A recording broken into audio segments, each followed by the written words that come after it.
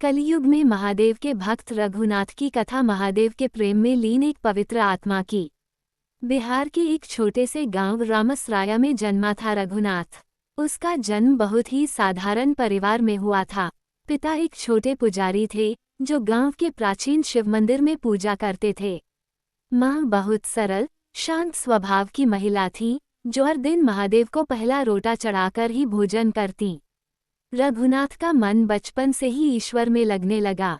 जब बाकी बच्चे खेलते वो मंदिर की घंटियों से खेलता। वो बालक मंदिर की सीढ़ियों पर बैठकर गाता, बम बम भोले हर हर महादेव। जब रघुनाथ 8 वर्ष का था, एक बार गांव में बाढ़ आ गई। सब लोग गांव छोड़कर भाग रहे थे, लेकिन रघुनाथ भागा नहीं। उसने कहा, मैं महादेव के मंदिर को छोड़कर कहीं नहीं जाऊंगा। जब वो सबका पालन करते हैं तो क्या मुझे छोड़ देंगे। उस रात बाढ़ का पानी मंदिर की सीढ़ियों तक पहुंच गया, पर मंदिर में घुसा नहीं। सुबह देखा गया मंदिर के चारों ओर जल बह रहा था, पर मंदिर सूखा था। गांव वालों ने पहली बार महसूस किया ये बालक साधारण नहीं है, शिव की शक्ति उसके साथ है। समय बीतता गया, रघुनाथ बड़ा हुआ। उसके माता पिता का देहांत हो गया और वह अकेला हो गया। गांव वालों ने कभी उसकी सहायता नहीं की, लेकिन उसने भी कभी किसी से कोई अपेक्षा नहीं रखी। वह दिन भर दूसरों के खेतों में मजदूरी करता और रात को मंदिर आकर ओम नमः शिवाय का जाप करता। वह स्वयं शिवलिंग पर जल चढ़ाता, मंदिर की सफाई करता और शिव के गीत गाता। गांव के बच्चे उसे चिढ़ाते, ए बाबा भोले खाना कहाँ से आएगा, शिव क्या भूत भेजेंगे रोटी लेकर। वो मुस्करा देता और कहता, शिव तो भस्माधारी है, रोटी नहीं आनंद देते हैं। एक दिन गांव में एक नया जमींदार आया, घमंडी निर्दयी। उसे मंदिर की जमीन पर आलीशान बंगला बनवाना था।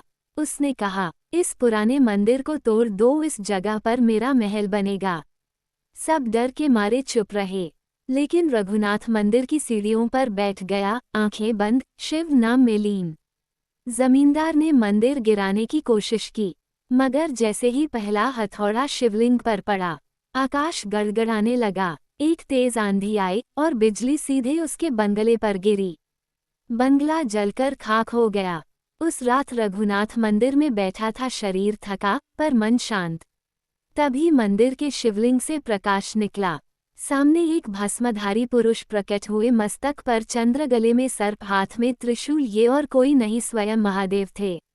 महादेव बोले, रघुनाथ, तुमने मुझे नाम से बुलाया, सेवा से बांधा, तुमने मेरी लाज रखी, अब मैं तुझे अपने धाम बुलाने आया हूँ। रघुनाथ ने हाथ जोड़े, आंखों से आंसू बहे और बोला, प्रभु, मेरा जीवन तो इसी मंदिर की सीढ़ियों पर बीता है, मुझे कुछ नहीं चाहिए, बस हर जन्म में यही भक्ति देना। महादेव ने रघुनाथ को अपने अंक में लिया। सुबह गांव वाले मंदिर पहुंचे। रघुनाथ वहीं ध्यानमग्न मुद्रा में बैठे थे, पर उनका शरीर अब निष्प्राण था, परंतु चेहरे पर दिव्य तेज था। लोगों ने देखा, मंदिर के ऊपर से फूल बरस रहे थे। एक शिवलिंग के पास लिखा था, जो भक्त अपना सर्वस्व अर्पित कर दे, शिव उसका सब कुछ बन जाते हैं। उस दिन के बाद से उस गांव का नाम बदलकर रघुनाथपुर रखा गया। कथा का संदेश, भक्ति धन या वैभव से नहीं, हृदय की सच्चाई से होती है।